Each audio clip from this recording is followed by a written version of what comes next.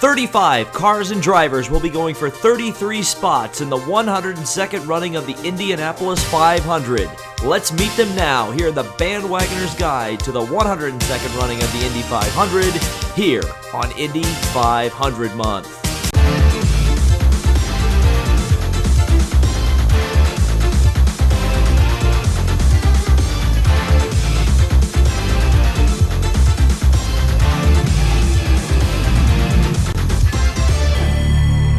We start where the Indianapolis 500 last year finished, with Takuma Sato, the first Japanese driver to win the race, up front. Sato returns to the Rahal Letterman Lanigan team after winning the race with Andretti Autosport last year. Sato looks to become the first Indy 500 winner to go back-to-back since Helio Castroneves did it in 2001 and 2002.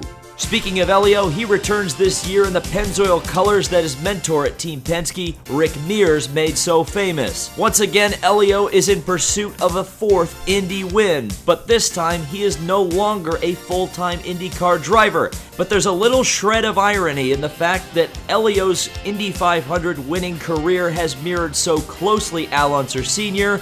When Al Unser Sr. took his final Indy win, he was only a part-time driver for Penske, just like Helio.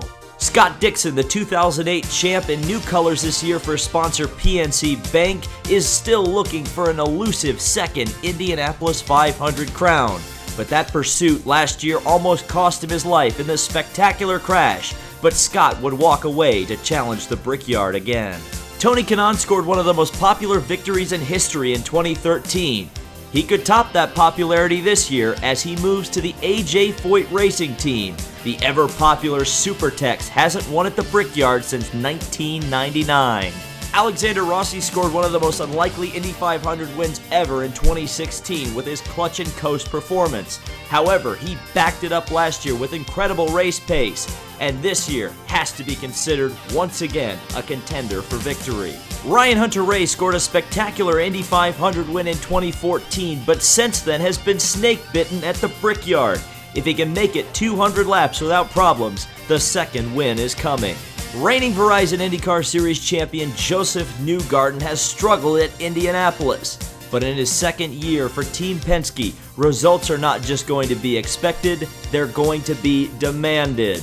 Brazilian rookie MATHEUS LEIST drives for A.J. Foyt. He won the Freedom 100 Indy Lights race at Indianapolis last year in dominant fashion.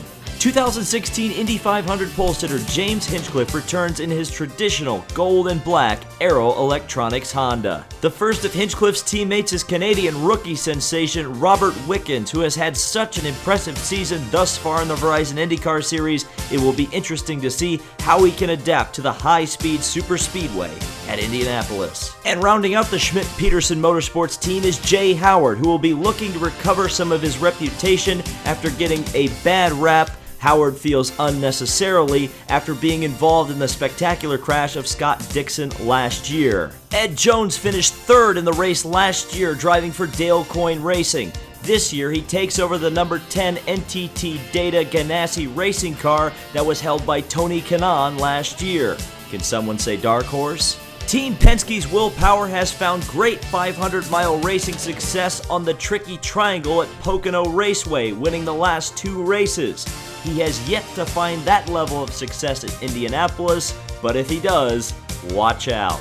Once again, and perhaps for the final time, all eyes will be on Roscoe, Illinois' Danica Patrick as she pilots the Go Daddy Green Ed Carpenter racing car. Certainly an entry that's capable of running up front and competing for the win, should Danica find some of that magic she had in 2005 where she took the lead in the closing stages. Can Danica's career find a storybook ending? We'll just have to wait and see. Graham Rahal has yet to find the success at Indianapolis that his father found in 1986 when Bobby took the Indy 500 win. But you can never count out Graham Rahal in a 500-mile race. Conor Daly makes his first IndyCar appearance of 2018 after gaining mainstream media attention by participating in the Amazing Race reality TV show. But as an Indianapolis native, the true amazing race to him is the Indianapolis 500, and he wants to win it. Sébastien Bourdais is a driver completing a tenuous 12-month journey which began last year during qualifying when he had this horrendous accident which nearly cost him his life.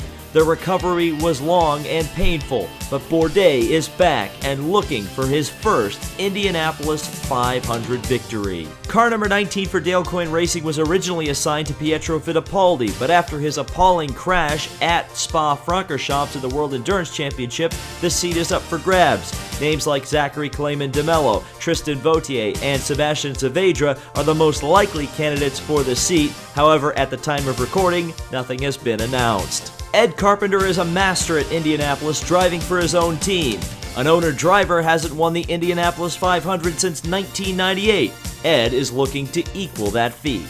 2015 Indy Lights champion Spencer Pigot is entered in his third Indianapolis 500, but first for the potent Ed Carpenter Racing team. Pigot will be looking to not repeat the aerial acrobatics he did at the start of the IndyCar Grand Prix on the Indianapolis road course. A French-born driver has not won the Indianapolis 500 since 1920. With Menard's sponsorship for Team Penske, Simon Pagenaud is looking to change that.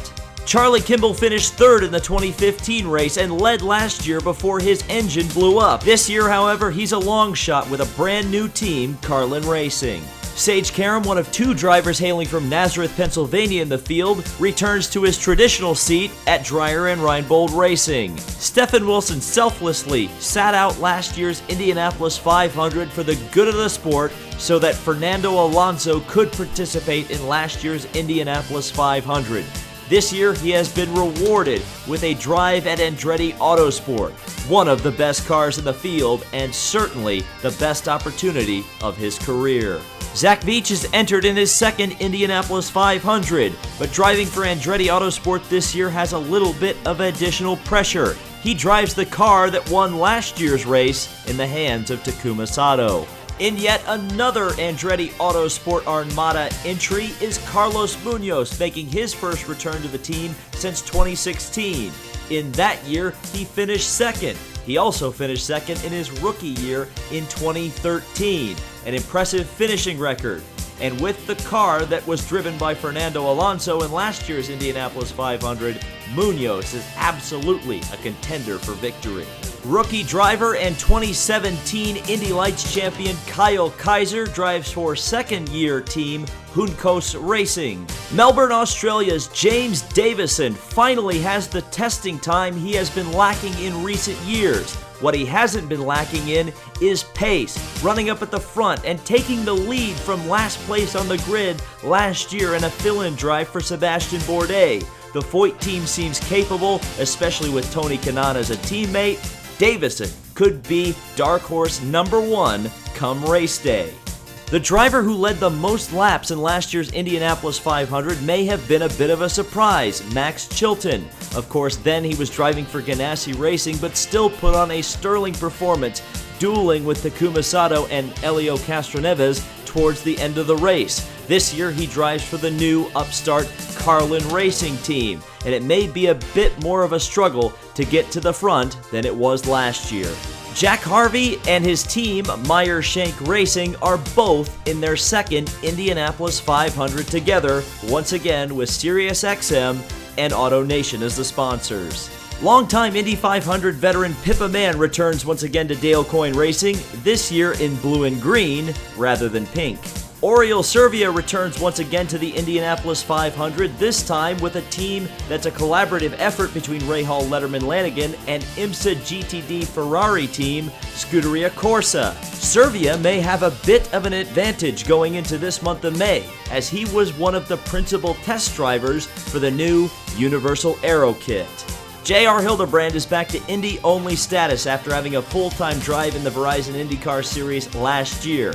This year, he shows up with Dreyer and Reinbold Racing as a teammate to Sage Karam. Hildebrand has unfinished business at Indianapolis. Gabby Chavez and Harding Racing were one of the pleasant surprises of last year's month of May, finishing 10th in the race after having a very solid day.